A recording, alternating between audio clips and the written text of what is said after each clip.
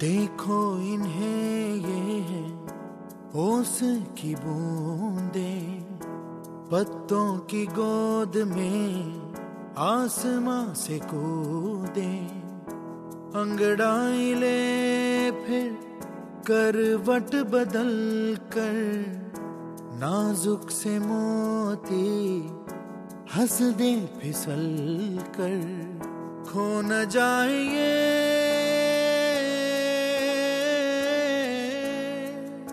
तारे जमीन पर।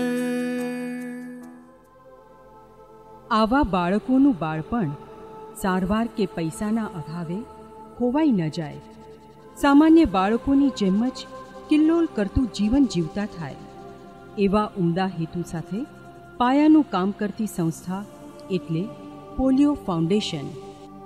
આજથી 3-4 દશકા પૂર્વે પોલિયો વિશે આજ જેટલી જાગૃતિ ન હોવાના કારણે અનેક બાળકો પોલિયોગ્રસ્ત હતા.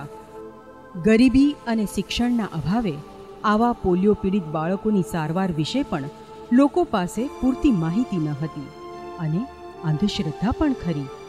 આવા લોકો સુધી જાણકારી પહોંચે અને પોલિયોની સારવાર એમને પૂરી પાડવાના ઉદાત્ત હેતુ સાથે ડૉક્ટર ભરત ભગત અને સદભાવના ધરાવતા મિત્રોએ અમદાવાદમાં રાયપુર વિસ્તારમાં પોલિયો ફાઉન્ડેશનની નાના પાયે શરૂઆત કરી.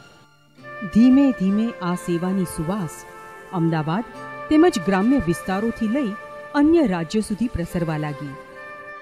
जयपुर में एक प्रयास झालाना डूंगरी पर प्रयास है, ऐसा ही संस्था है वो, लेकिन उसमें इतनी फैसिलिटी नहीं है बच्चों के लिए जितनी यहाँ पर है. પોલિયો ફાઉન્ડેશનને લગભગ 25 વર્ષ પૂર્ણ થવા આવ્યા છે. 1985માં શરૂ થયેલી યાત્રા એક નાના નર્સિંગ હોમમાં શરૂ થઈ. ત્યારબાદ 92-93માં અમદાવાદ મ્યુનિસિપલ કોર્પોરેશન આપેલી હોસ્પિટલમાં શહેરની વચ્ચોવચ્ચ જે આવેલી છે ત્યાં અમે છેલ્લા 12-13 વર્ષથી કામ કરતા હતા. સદભાગ્યે રાજ્ય સરકારે અમને જીવરાજ પાર્કમાં આ જગ્યા લગભગ 6000 વાર જગ્યા વિનામૂલ્યે આપી તેની ઉપર અમે 9000 વારનું કન્સ્ટ્રક્શન કરી શક્યા છીએ. તેનો યશ ઉદાર દાતાઓને ફળે જાય છે. આ દાતાઓના સહયોગથી ગુજરાતમાં એક નવીનતમ કહી શકાય એવું અદ્યતન સેવા સંકુલ પ્રસ્થાપિત થઈ શક્યું છે. આ શુભ સંકલ્પને દાતાઓ તરફથી આર્થિક સહાય મળી તો અમદાવાદ અર્બન ડેવલપમેન્ટ ઓથોરિટીએ વિસ્તૃતીકરણ માટે જરૂરી વિશાળ જમીન આપી. પૂજ્ય મોરારી બાપુના વરદ હસ્તે 2 મે 2010ના રોજ નૂતન ઇમારતનું લોકાર્પણ થયું. આરોગ્યમાં પણ જ્યારે આવી સંસ્થાઓ આવું કાર્ય કરે ત્યારે એક આનંદ અનુભવી રહ્યો છું. નવા સંશોધન સાથે નવા પ્રકલ્પો સ્વીકારીને આપનો આ યજ્ઞ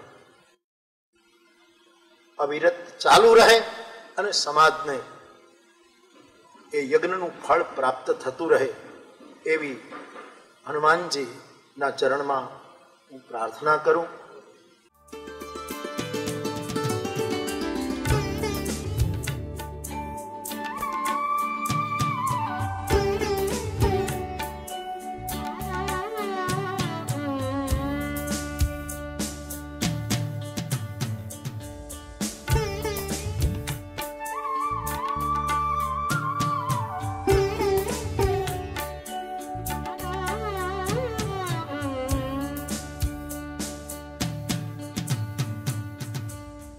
સામાન્ય પ્રજાજનોને પરવડે એવા સાવ નજીવા દરે શહેરના જીવરાજ પાર્ક વિસ્તારમાં ફાઉન્ડેશન દ્વારા નિષ્ણાંતોની દેખરેખ નીચે સારવાર અને સુવિધા ઉપલબ્ધ છે.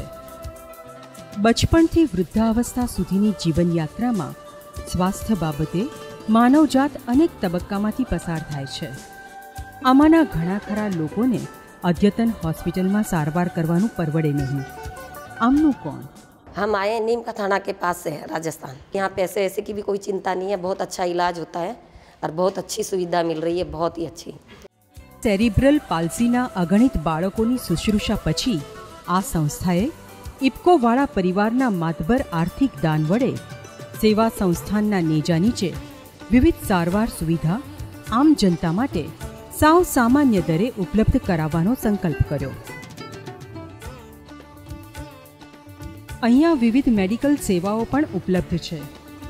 પીડિયાટ્રિક, ઓર્થોપેડિક અને સર્જિકલ યુનિટ, પોલિયો, જન્મજાત ખોડખાપણ અને કપાયેલ હોઠ અને તાળવાની સર્જરી,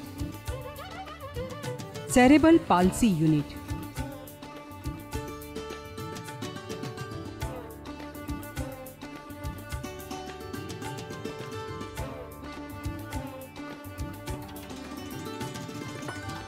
ગુજરાતનું સૌ પ્રથમ અદ્યતન સારવાર તથા ડે કેર સેન્ટર.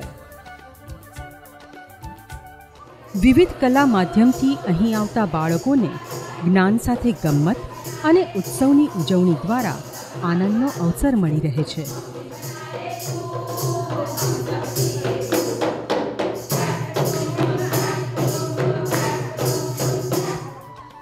કેલિપર્સ અને કૃત્રિમ હાથ પગ યુનિટ, જયપુર ફૂટ તથા કેલિપર્સ, આંખનો વિભાગ, ડાયાબિટીક આંખના રેટિના તથા કોર્નિયાના રોગનું નિદાન અને સારવાર.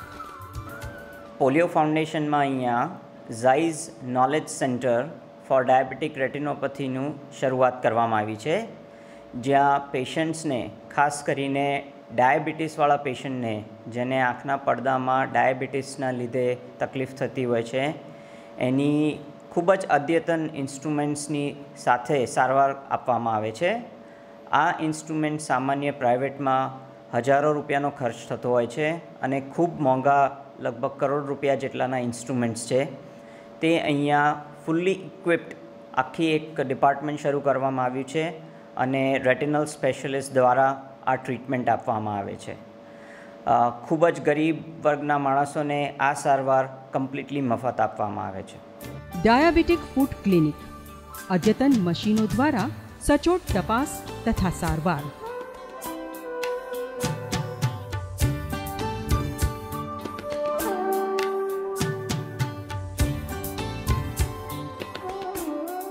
પેથોલોજી યુનિટ,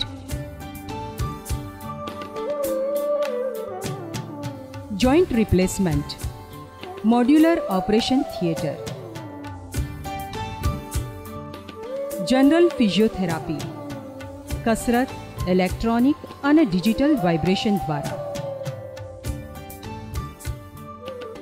પેઇન ક્લિનિક, કમરના દુખાવા, કેન્સરના દુખાવા અને ગરદનના દુખાવા માટે મશીનથી થતી અદ્યતન સારવાર.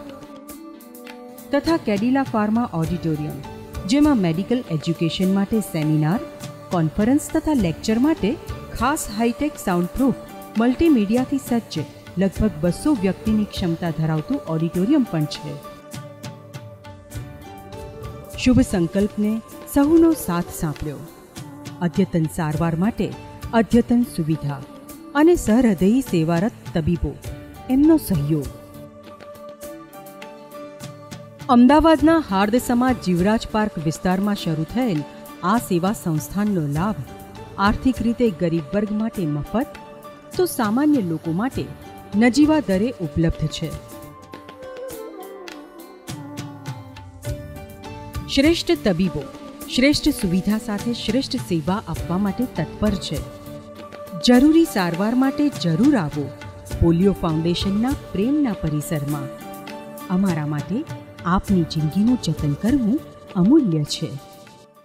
સંસ્થાની આ જાણકારી દરેકના હૃદય સુધી પહોંચે અને દરેક આ મંદિરની મુલાકાત લે, એ મોટામાં મોટું સન્માન આ સેવા યજ્ઞનું ગણાશે. આ યુનિટ આજે વધારે ને વધારે વિકસી રહ્યું છે, પણ સમાજના લોકોને મારી એક અપીલ છે, નમ્ર નિવેદન છે કે વધારેમાં વધારે લોકો આ કેન્દ્રનો લાભ લે. અહીં અમે સારવાર જે આપીએ છીએ તે પ્રાઇવેટની અંદર અપાતી સારવારની સમકક્ષ અથવા તો એથી પણ વધારે ઉચ્ચતમ કક્ષાની રહેલી છે. નવા વર્ષના અન્નકૂટ ઠાકોરજીને ધરે એમાં પૂજારીએ તો તુલસીનું પાન જ નાખવાનું હોય, બાકી તો બધું બધાએ ભેગું કર્યું હોય. પણ પૂજારી તુલસીનું પાન ન નાખે ત્યાં સુધી ઠાકોરજી ભોજન સ્વીકારે ને એ પણ નક્કી છે. આશા રાખું તમારા સેવા યજ્ઞમાં આહુતિ રૂપે, એક નાનકડી આહુતિ રૂપે મારા તલગાજરડા ગામ નાનકડું ગામ મારું જે છે તે ત્યાંના હનુમાનજીની પ્રસાદી રૂપે આ સેવા યજ્ઞમાં હું 11,000 રૂપિયા એક તુલસી પત્ર નાખવા માંગુ છું. આપ એને હું સમજુ છું કે આમાં તો કરોડો રૂપિયાની જરૂર પડે છે અને બધાએ આપ્યા છે, આપતા રહેશે.